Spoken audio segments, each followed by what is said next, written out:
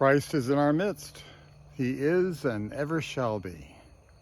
Well, it's been quite a while since I've posted a video.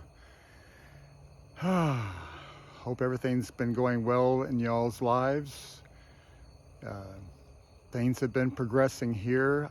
Yesterday, I planted the last fruit-bearing tree in my fruit orchard. Finally, the last tree planted. 189 trees, fruit-bearing trees and shrubs. Not to mention a whole bunch of other miscellaneous stuff that you'll see in just a minute. So it just finished raining. I had to wait for it to finish raining, but it's glory to God. It was a wonderful little short rain, and we're supposed to get some more this weekend. So I don't want to make this a very long video because you haven't seen my yard in so long. Things have changed, of course.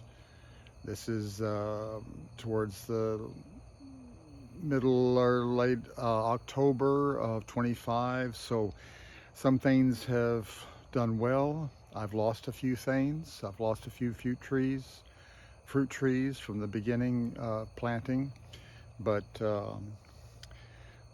there is progress in others that I'll show you. I've also changed my thought about how to plant this fruit orchard, this food forest. It's now an agroforest. I'm using the principle of agroforestry, which is so different to us Americans, because this is a foreign way of doing stuff to us because we just don't know about it. But it's showing now in YouTube's that it's been going on in Brazil and Europe and other places of the world for years.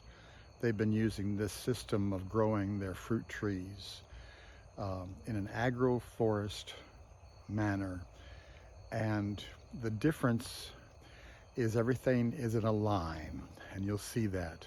Everything is planted in one straight line, a foot apart. That is so different than how I started my orchard, where I was planting fruit trees maybe 6 or 8 feet apart, giving them room to grow and all that. I thought that's what I was seeing from the YouTubes that I was watching, how to do this. And then all of a sudden, agroforestry started coming out in the YouTubes, and the principles that it represented, and how all these trees historically came from tropical forests where they were all real close together. And anyway, you can learn all about that yourself. So again, I don't know how to edit. I haven't ever learned how to edit, so I'm going to try to do this in one take and try to not make it too long. And I'll promise to make some more videos soon. Now that I'm through with the big push to get everything planted, now I can start maintaining. There's a lot of maintenance that still needs to be done, and little tweaking of things to kind of get them ready for winter. And then I've got to work on my front yard. There's a bed in my front yard that's waiting for me to get through with all of this. So let me quickly just show you a few things that are happening with this agroforestry. And I can't see what I'm aiming at right now, so I'm hoping I'm in the picture. I think I'm in the camera in the middle of the picture. I see my reflection. Anyway, I'm not a videographer. It's not about me. It's about God's glory and nature, and how things respond, things grow. Glory to God. So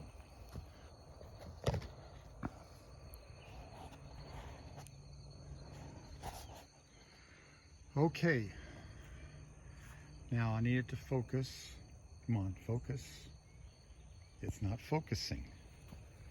Okay, I need you to focus. There we go. All right. Oh. anyway, okay.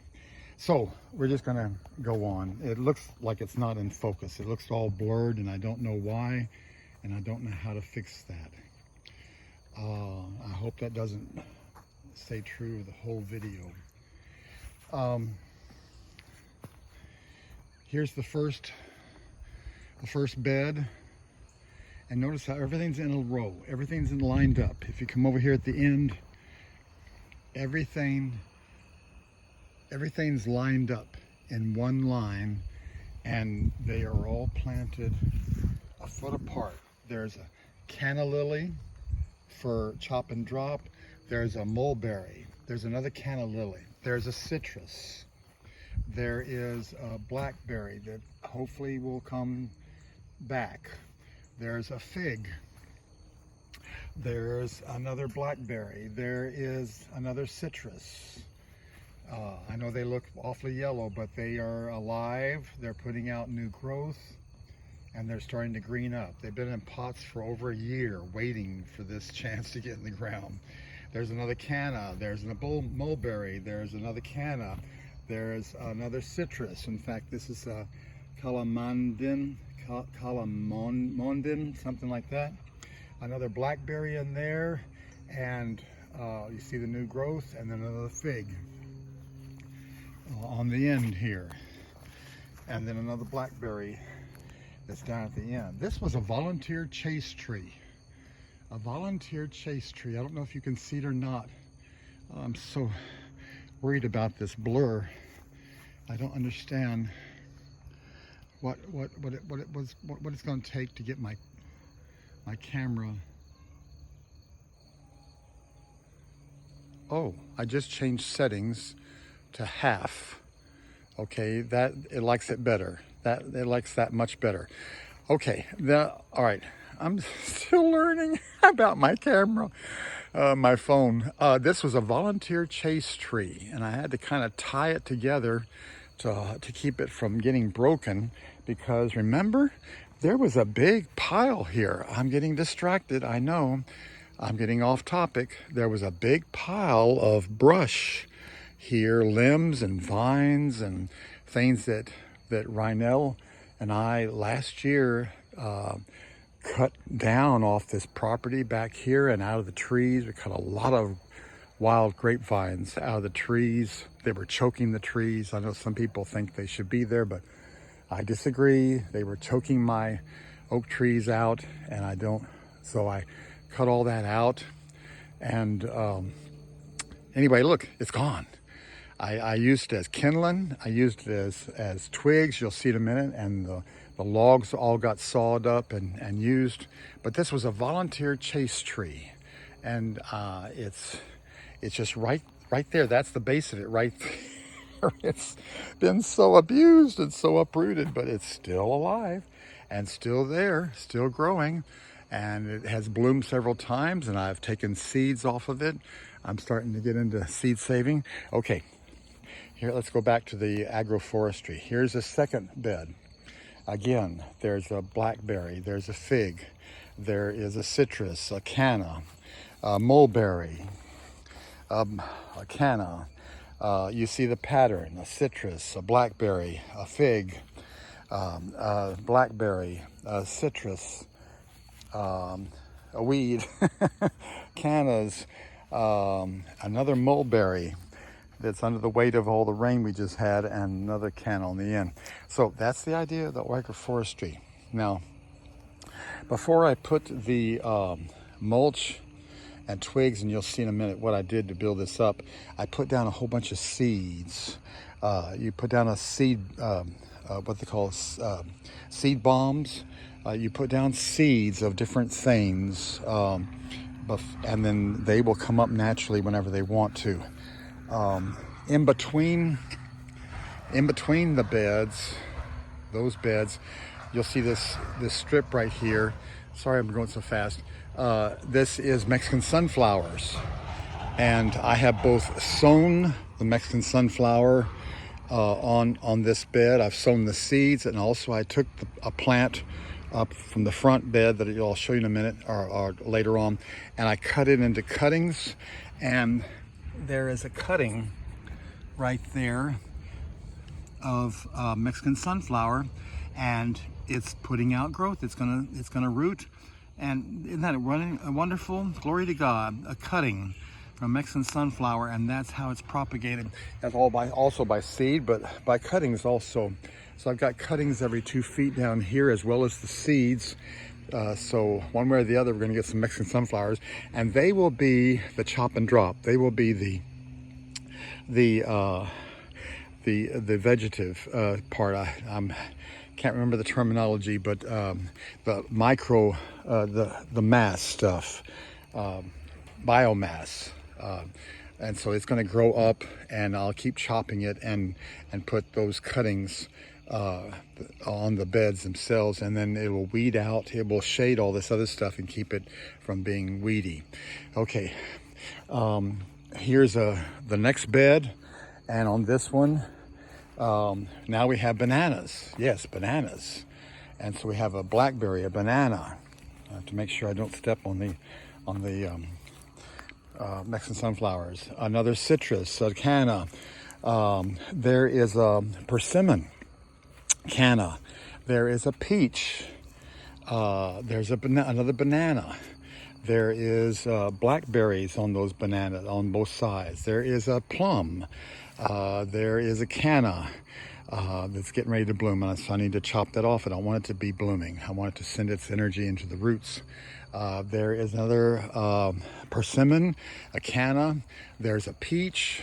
There's a blackberry, a banana, a blackberry, another canna. There's another citrus in there. There's another persimmon, canna. That is a plum right there. Blackberry, banana, blackberry,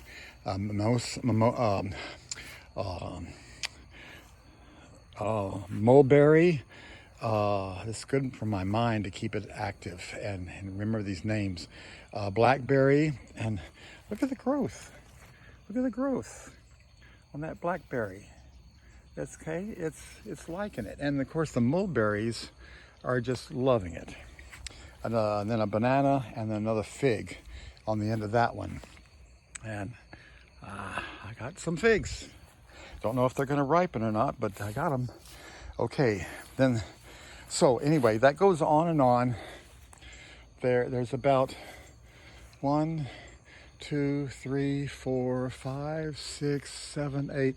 There's 9 of these rows, these tree lines. Okay, 9 of these tree lines, and I'm gonna skip over here because it's already 13 minutes. I need to skip over here. I don't want to make this real long. These are the most recently ones that were planted, and so that's got a banana. Now I've got Turk's caps. I had to go with what's available. Turk's caps.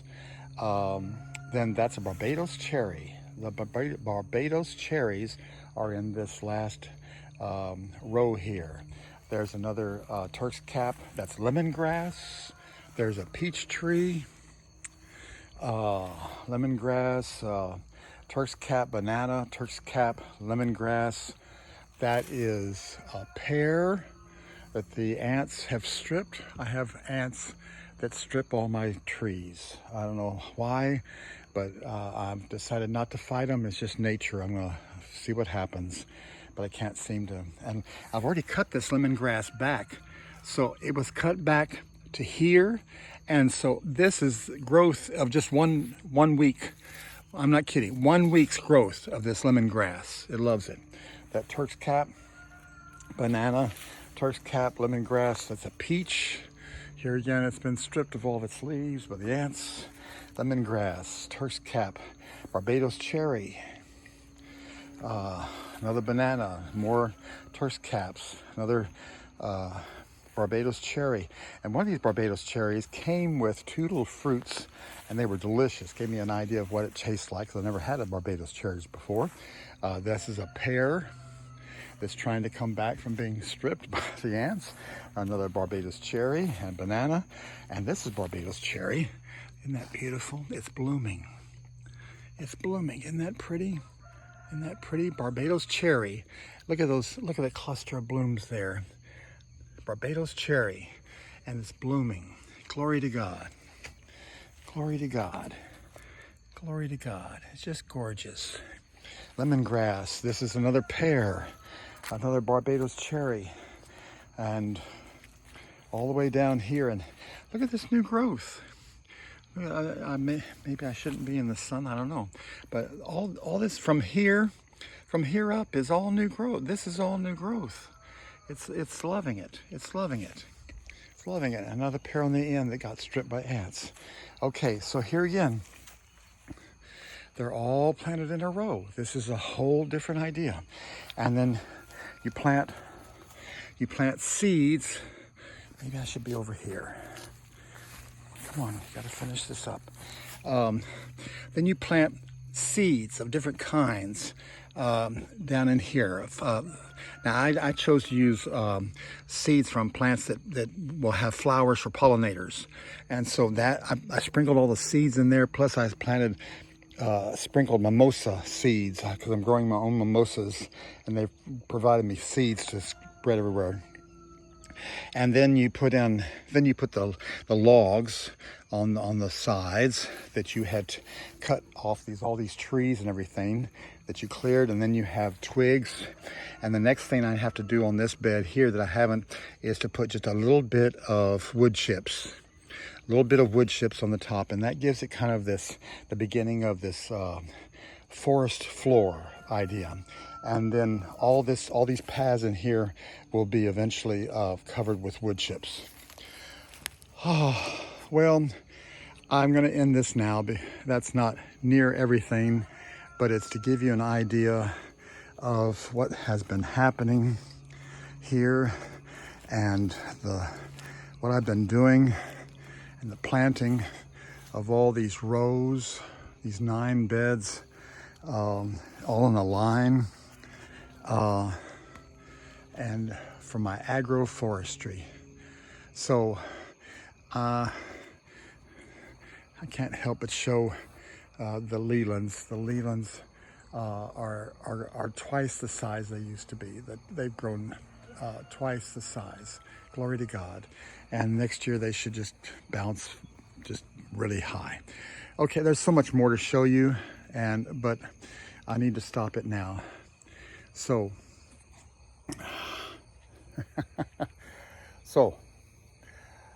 glory to God for all things. Thank you, and I hope to make some more soon. All right. Thanks for clicking on this video and watching it.